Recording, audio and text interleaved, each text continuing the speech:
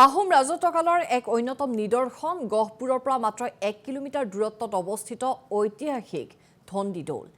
1705 খ্ৰীষ্টাব্দত আহোম স্বৰ্গদেউ ৰুদ্ৰসিংহৰ দিনত নিৰ্মাণ কৰা হৈছিল এই দৌলভাগ কিন্তু স্থানীয় জনবিশ্বাস মতে স্বৰ্গদেউ চুলিকফা বা লৰা ৰজাৰ দিনতেই এই দৌলটো সজা হৈছিল জয়ধ্বজ সিংহ আৰু ৰুদ্ৰসিংহই এই দৌলৰ বাবে দান কৰিছিল 232 বিঘা ভূমি কিন্তু 1897 চনৰ বৰ ভূমিকম্পত সম্পূৰ্ণৰূপে ভাঙি পৰে এই ঐতিহাসিক দৌলটো তাৰ পিছৰে পৰা অৱশিষ্টৰ দৰে আছে দৌলভাগ বৰ্তমান ভাৰতৰ পুৰাতত্ত্ব বিভাগ এছআইয়ে ধন্দি দৌল আৰু ইয়াৰ ভগ্নাৱশেষক ৰাষ্ট্ৰীয় স্মৃতি চিহ্ন হিচাপে ঘোষণা কৰাৰ লগতে কৰিছে সংৰক্ষণৰ ব্যৱস্থা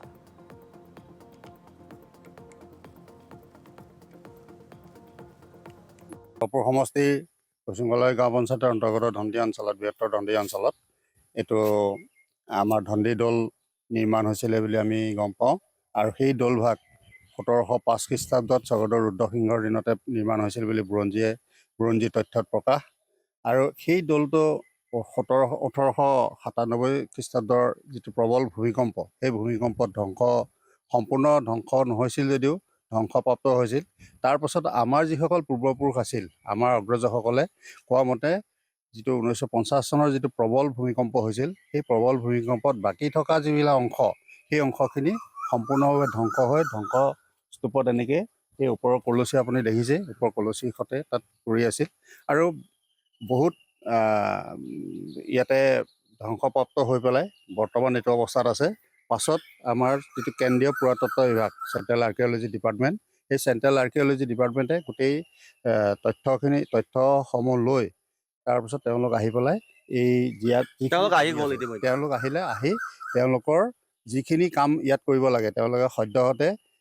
ইয়াৰ চাৰিওফালে বাউণ্ডেৰী আহোম ৰাজত্বকালৰ এক অন্যতম নিদৰ্শন গহপুৰৰ পৰা মাত্ৰ 1 কিলোমিটাৰ দূৰত্বত অৱস্থিত ঐতিহাসিক ধন্দি দৌল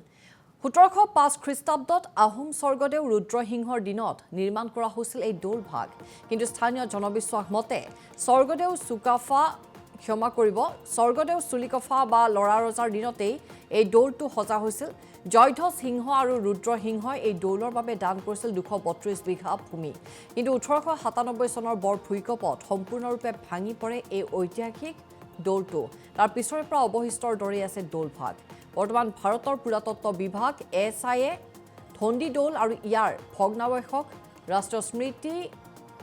চিহ্ন হিচাপে ঘোষণা কৰাৰ লগতে কৰিছে সংৰক্ষণৰ ব্যৱস্থা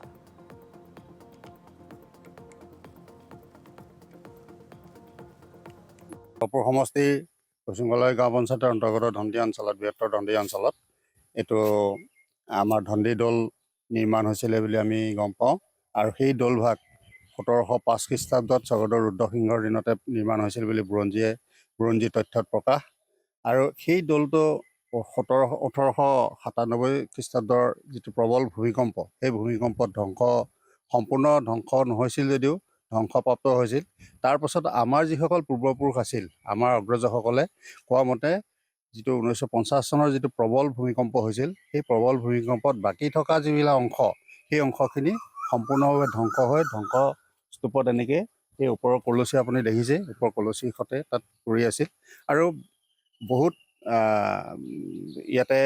ধ্বংসপ্ৰাপ্ত হৈ পেলাই বৰ্তমান এইটো অৱস্থাত আছে পাছত আমাৰ যিটো কেন্দ্ৰীয় পুৰাতত্ত্ব বিভাগ চেণ্ট্ৰেল আৰ্কিঅলজি ডিপাৰ্টমেণ্ট সেই চেণ্ট্ৰেল আৰ্কিঅলজি ডিপাৰ্টমেণ্টে গোটেই